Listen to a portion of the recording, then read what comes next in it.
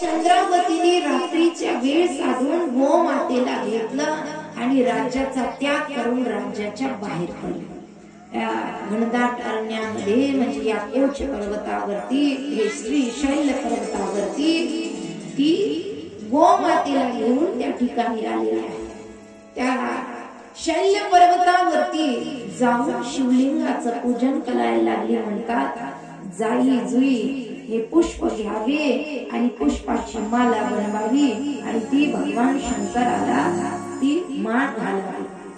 असं करता करता कित्येक दिवस गेले, पण तो चंद्रगुप्त आपल्या कन्येचा शोध घेत घेत तिच्या मागावरती आला. त्या वनामध्ये भगवान शंकराचं पूजन करत असताना तिने पाहिलं की आपल्या पित्याला इतकं समजावलं तरी समजत नाही. जा श्राप दिला, दगड होऊन पडाल, दगड होऊन पडाल असं म्हटल्याबरोबर तो चंद्रगुप्त नावाचा राजा दगड झाला. आणि त्या ठिकाणी भगवान शंकर ज्या ठिकाणी पूजन करत होते, भगवान शंकर प्रकट झाले आणि प्रकट झाल्यानंतर जिला वर दिला की जा, मी इथं तुझ्याकरिता प्रकट झाले ना, भक्ता वरगृहे मा तुला काय.